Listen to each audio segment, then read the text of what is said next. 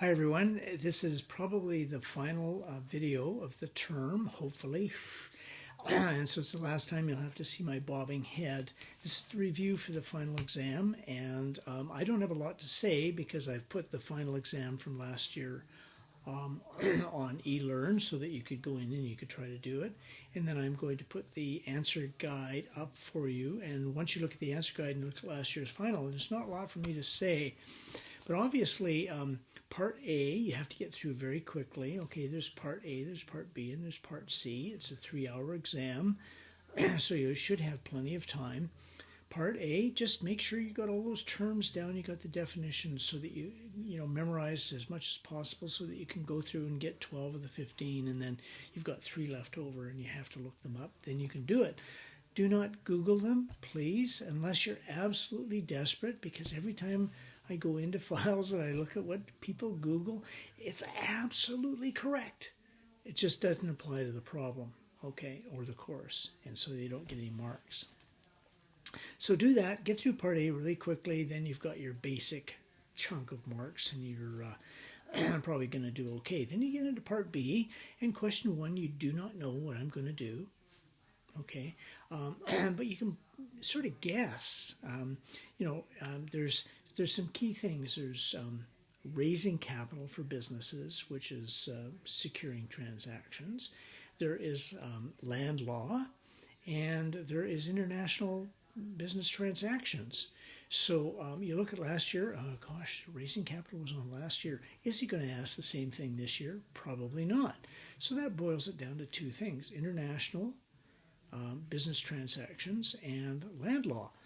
So what we've done is we've looked very quickly at the various documents that you need in order to do a land transfer in BC, and it's a very difficult question to ask on an exam where you have I don't want you to list things, I want you to describe them, and we did that in quite a superficial manner.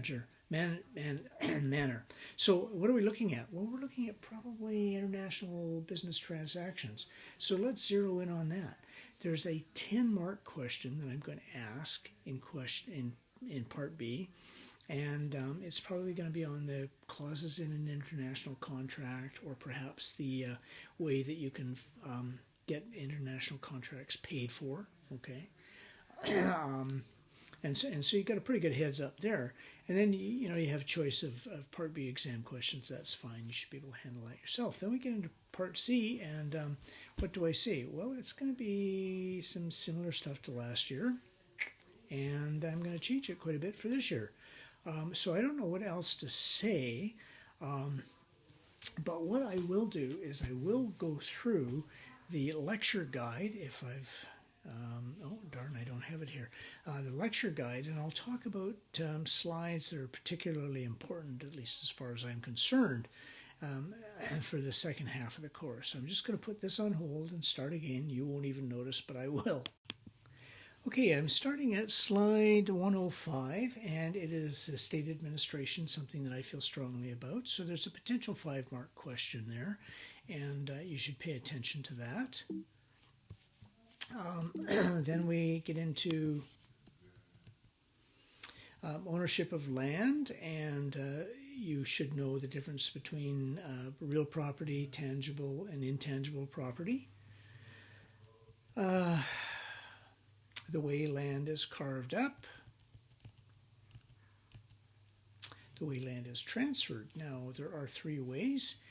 The one is by statute, which means intestate, so you don't have a will, so you wind up with letters of administration, which means that somebody takes over the estate and divides everything up the way you hope it was supposed to happen within the Wills and Succession and something or other Estate Planning Act, which means that what you have to do is sell everything and then divide it up, which is not what the person probably wanted, but it's what's going to happen, okay? So that's one way, and that's after you die. Before that, of course, you can do an inter vivos grant and give everything away the way you want, even if you don't have a will. But if you die without a will and you have no direct heirs that can be recognized at law, then whatever you own escheats to the crown, which means the government just takes it, okay? Well, no, I wanted it to go to a friend of mine. Too bad. You can't do it, all right? So you should know that material. Then you have the material or your assets that go by will. And this is under the Wills, Estates, and Succession Act again. Or you can do it by grant, which means during your lifetime you sell property. All right, so I have a house now. I'm going to sell it, and I'm going to move into a new one. You should know leases and the types of the term certain, periodic tenancy, tenancy at will, and tenancy at sufferance, because that would be a nice 5-mark question. Offer to lease, you heard the presentation by the leasing premises group. The offer of lease is particularly important. People sign an offer to lease and they're bound to a contract to lease premises, whether they've looked at the actual final form of lease or not. Okay, then we get into mortgages. You should know that. That's a potential 5-mark question there. Then we get into financing transactions. Now that was in Part B, Question 1 last year, so I doubt it's going to be in Part B, Question 1 this year, just because I don't ask the same things twice. That doesn't mean I couldn't twist it and put it in a 5-mark question in Part B as well. Then we get international business transactions, and I think I could ask questions about the differences between the civil law, common law, or Islamic law systems. That would make a 5-mark question, but it won't be question 1, Part B, I don't think, because there just isn't enough there that we're going to really concern ourselves with. Good 5-mark question is applied, follow, consider, distinguish, and overrule. And here I just want to mention that what we have is a situation where there's another category, and I don't know whether I had a chance to add it into the materials or not.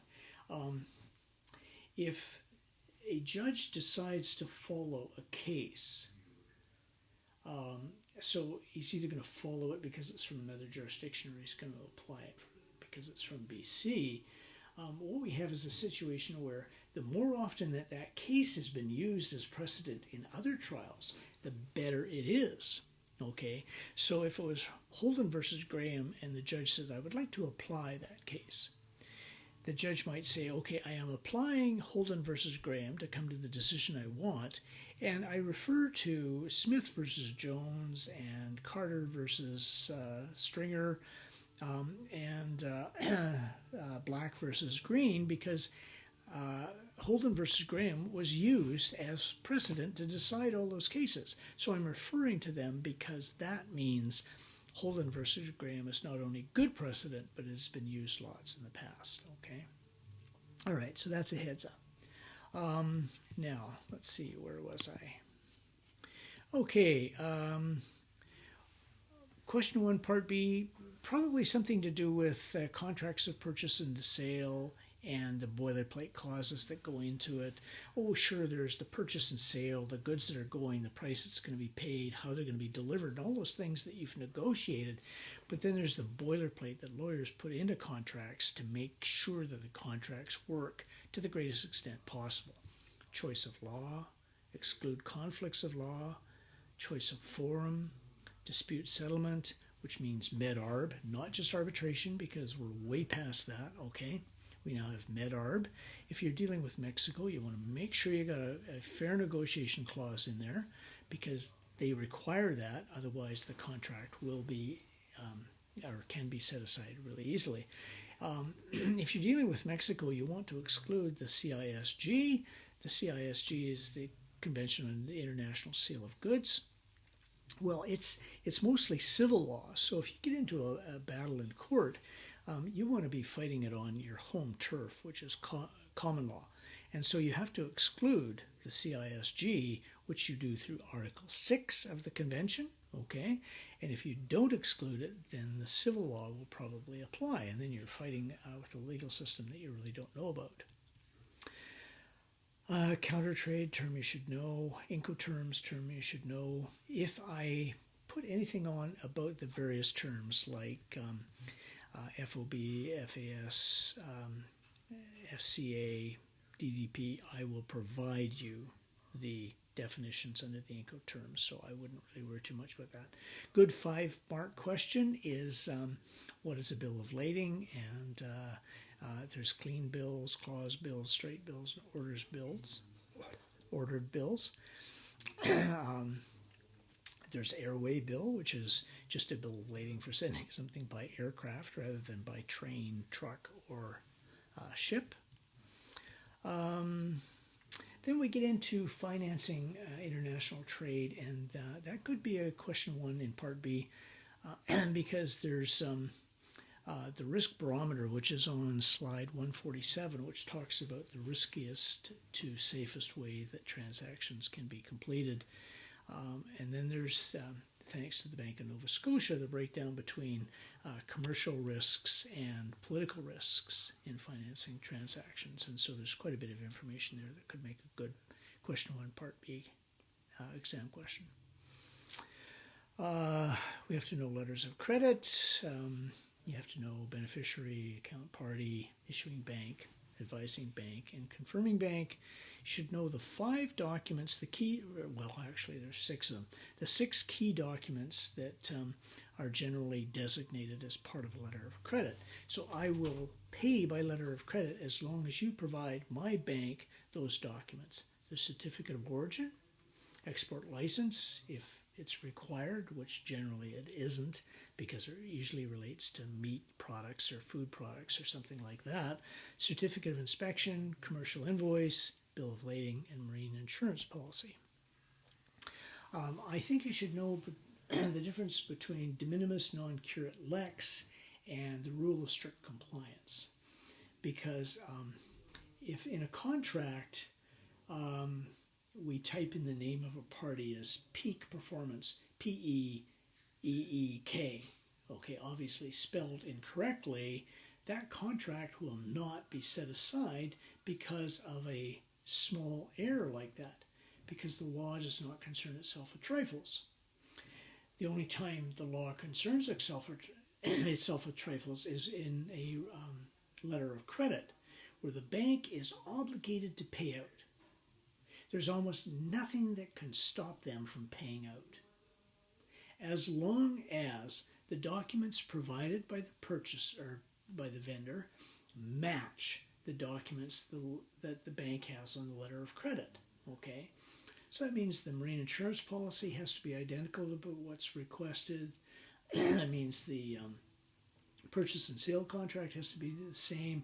The certificate of origin has to be the same. As long as the documents are the same, even if there's some problem, the ship sinks, there's the container turns up with nothing but straw and bricks in it instead of product, and a fraud has been committed, the banks go, hey, we don't care about that. Okay, we don't care about that. As long as the documents match, we pay out. If there's a problem and the ship sinks, look to your insurance policy. If there's fraud, sue the other party. But, we have to pay out. But if it says 10 extreme pontoons in one document, and it says 10 extreme pontoon skis in another document, whoa, wait a minute, those don't match. Well, 10 extreme pontoons is 10 extreme pontoon skis. Everybody in the whole world knows that. But the bank goes, hey, we don't know that. We don't know what an extreme pontoon is, so we will not pay out. So the documents have to match perfectly. That's the rule of strict compliance. That's the only way that a bank cannot pay out on a letter of credit. And we gave you examples of a wrong postal code. Like, cares? In the contract of purchase and sale, a wrong postal code would be a de minimis non curat lex. In the bank documents, for the letter of credit, it's going to stop you from being paid until it's all corrected. Okay, special cargo policies, open cargo policies, lost or not lost clause, particular average, general average. You have to know those terms as far as cargo insurance goes. And that brings us to the end of the term, and I think I've covered it all. Now I'm just going to go back and I'm going to look at last year's exam and see if there's anything that I really think needs to be covered. Okay. Financing transactions, pretty straightforward. If you have any questions, what means hypothecation of shares, then you can ask in the Zoom session. Signature lines are going to be on there because it's one of those things that I think is absolutely incredibly important to know. You can have an incredibly well-drafted, perfect contract. Signature lines aren't set up correctly. You don't get the right parties, and that perfect contract is worthless. So you have to know signature lines, and that was question 3 on last year's exam. Clapham Manufacturing per authorized signatory, Clarence Chapeau, seal, Bernadette Baresh, and a seal, Karim Kefefier, which incidentally are all hats, okay? Why does the company sign, and why do those people sign? Well, per means on behalf of. Authorized signatory in the world according to Peter Holden, you put that on there because you don't want to give the judge any leeway to say you're personally liable. Why are the trio signing in addition to the company? Because those are personal guarantees. The seal is necessary in order to bind them to their personal guarantee. Okay. Going through, looking at other things.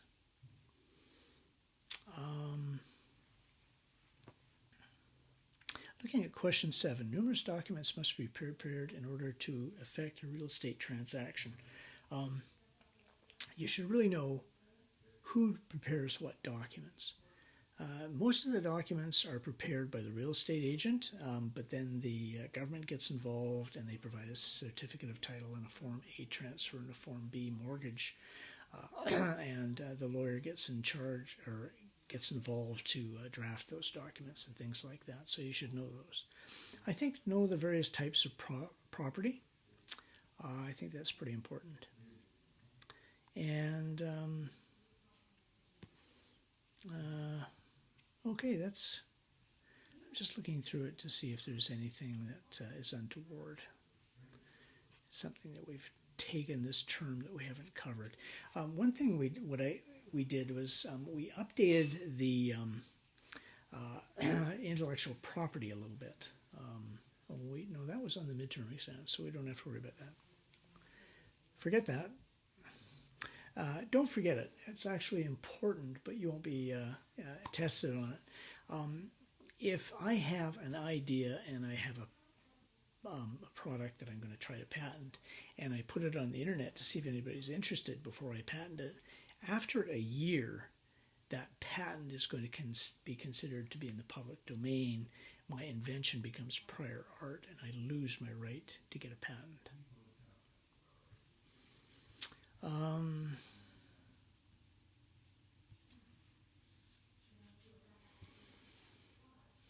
I think that about covers it. And just, I'll probably say this again in my Zoom session, but it's been a small class, and it's been awkward as heck because of COVID-19, but I appreciate the effort of the people in the class, and I thank you for your patience in struggling through this pandemic, COVID-19 crazy world that we're living in. Okay, we're having a Zoom session. You can ask additional questions, and of course, up until the time of the exam, I'm available by email, and if there are some questions that I think are really interesting from one student, I may have a Zoom session and discuss them. Thank you very much, and that's it.